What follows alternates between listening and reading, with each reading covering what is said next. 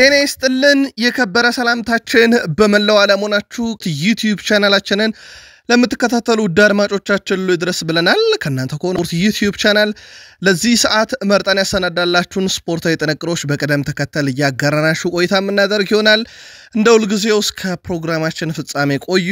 ላይክ፣ ሰብስክራይብ፣ ሼር ማድረግ ዛሬም እንዳይረሳ ብለናል። ውድ ቤተሰቦቻችን ግን በሐሳብ መስጫ ሳጥናችን ላይ ሳምንታችሁ እንዴት ተጠናቀቀም ልታደርሱን ትችላላችሁ። ሊጎች ለአንድ ሳምንት ያክል ይቋረጣሉ። ሀገራት ከሮብ ምሽት ጀምሮ ጨዋታ ያደርጋሉ። መረጃዎቻችን በየዕለቱ አሁንም ለእናንተ ውድ አድማጮቻችን ማድረሳችንን ግን እኛ እንቀጥላለን። በዚህኛው ጥንቅራችን በቼልሲ ሰፋ ያሉ የቡድን ዜናዎችን ነው የምናነሳው። አምበሉ ሪስ ጄምስ አነጋጋሪውን ተጫዋች ሞይሰስ ካይሴዶን፣ የቡድኑ የሳምንቱ አነጋጋሪ ተጫዋች ኤስታቪዮን እና እንደዚሁም ከዝውውር ጋር በተያያዘ የቼልሲ መልማዮች እየተሳተፉበት ያለውን አንድ ዝውውር እንነግራችኋለን። በፕሪሚየር ሊግ አንድ ተጫዋች ለማምጣት መልማዮች ስራ ጀምሯል። አንደኛው የቼልሲ ክለብ ነው። ሰማዮቹ የዓለም ሻምፒዮኖቹ አምበል ሪስ ጄምስ በመሃል ተከላካይነት መጫወትን እንደማያለመው ተናግሯል። እኔ በፍጹም በዛ ቦታ ላይ መጫወት አልፈልግም። በዛ ቦታ ላይ መጫወት ትልቅ ችሎታን እምቅ ብቃትን ይፈልጋል። በዛ ቦታ ላይ ረጅም ጊዜ መጫወትንም ይሻል። እኔ በዛ ቦታ ላይ ተጫውቼ አላቅም።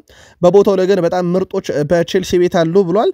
በቡድን ውስጥ ከሰሞኑ ከነበሩ ጉዳቶች አንጻር ምናልባት ጄምስ የመሃል ተከላካይ ሆኖ ቢጫወትስ እስከ ማለት የተደረሰበት ነበር። ቅጣትና ጉዳት ያሳሳው ቼልሲ በርከት ያሉ ተጫዋቾቹ በሊቨርፑል ጨዋታ ጉዳት አጋጥሟቸው እንደነበረ ይታወቃል። ሪስ ጄምስ በዚሁ አያይዞ ካነሳቸው ነጥቦች አንደኛው ስለ ሞይሰስ ካይሴዶ ነው። በጣም አስደናቂ ብዙ ያልተዘመረለት ተጫዋች ብሎታል ሪስ ጄምስ። በሊቨርፑል ጨዋታ ላይ ያስቆጠረው ግብ ደግሞ የሱን ኳሊቲ በደንብ የሚያሳየን ነው። እኔ በእርግጠኝነት መናገር የምችለው አንድ ነገር ሰዎች ስለሱ ብዙ ያወቁ አይመስለኝም፣ ግን እሱ ሌላ ደረጃ ላይ ያለ ተጫዋች ብሎታል። ከዚህ ጋር በተያያዘ የቀድሞ ተጫዋች ጋሪ ኔቭል እሱ በአማካኝ ስፍራ ላይ ከሚገኙ የፕሪሚየር ሊግ ምርጥ ተጫዋቾች በዚህ ሰዓት ካሉት ውስጥ ምርጥ ተጫዋች አንደኛው ነው ብሏል። ዴክላን ራይስ ሌላ ምርጥ ተጫዋች ነው ያለው ጋሪ ኔቭል ለኔ አሁን ሞይሰስ ካይሴዶ ሌላ ደረጃ ላይ ነው የሚገኘው ብሏል። እናም በቡድን ውስጥ ቁልፍ ተጫዋች ሆኖ ይቀጥላል። በፕሪሚየር ሊጉም በዛው ልክ ቁልፍ ነው ብለው ወድሶታል። ሞይሰስ ካይሴዶ ደግሞ ስለ አማካዩ ኤስታቪዮ ሐሳቡን ያጋራል። በሜዳ ላይ ሰዎች እሱን አሁን እየተመለከቱ ይገኛሉ። እኛ ደግሞ ከልምምድ ቦታ ጀምሮ በዚህ ተጫዋች ብቃት በጣም እየተደነቀን ነው ብሏል። ብራዚላዊ ተጫዋች በፕሪሚየር ሊግ ውስጥ አሁን ራሱን በደንብ እያሳየ ይገኛል። በቡድን ውስጥም ተጽዕኖ ፈጣሪነቱ ቀጥሏል ብሏል ሞይሰስ ካይሴዶ። በዚህም እንደ ቡድን በጣም ደስተኛ ነን ብሏል። ገና ልጅ ነው፣ ገና ብዙ ነገር ይቀረዋል። ፕሪሚየር ሊጉን ገና ብዙ አልተላመደም፣ ግን ፕሪሚየር ሊጉን ከዚህ በላይ እየተላመደ ከመጣ በኋላ በፕሪሚየር ሊግ ዋንጫ ቼልሲ ሲያነሳ የዚህ ተጫዋችን ሚና በትልቁ ታዩታላችሁ ብሏል። ይህን ተጫዋች ማቆም የሚችልም የለም፣ ቀስ በቀስ ፕሪሚየር ሊጉን ግን መላመድ ይጠበቅበታል ብሏል። የኮል ፓልመር ጉዳት ብዙ ድል የሰጠ ይመስላል ለዚህም ተጫዋች። ትላንት ስትራስቡርግ 5 ግቦችን አስቆጥሮ አንገርስን ባሸነፈበት ጨዋታ ላይ የመጀመሪያ ጨዋታውን ማድረግ ችሏል።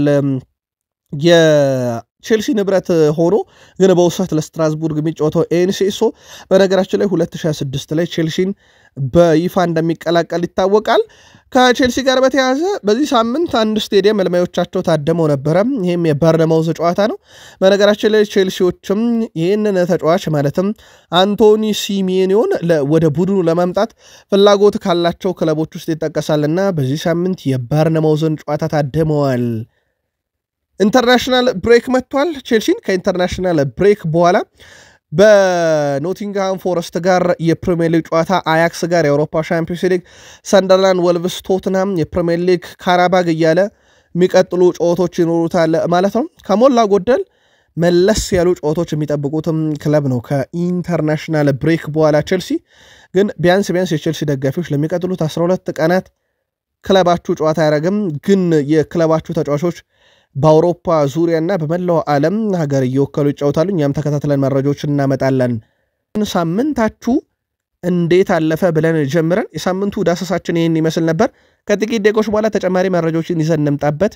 የአሁኑን አበቃን። መልካም ሰኞ ይሁንላችሁ ብለናል። ሰናይ ቀን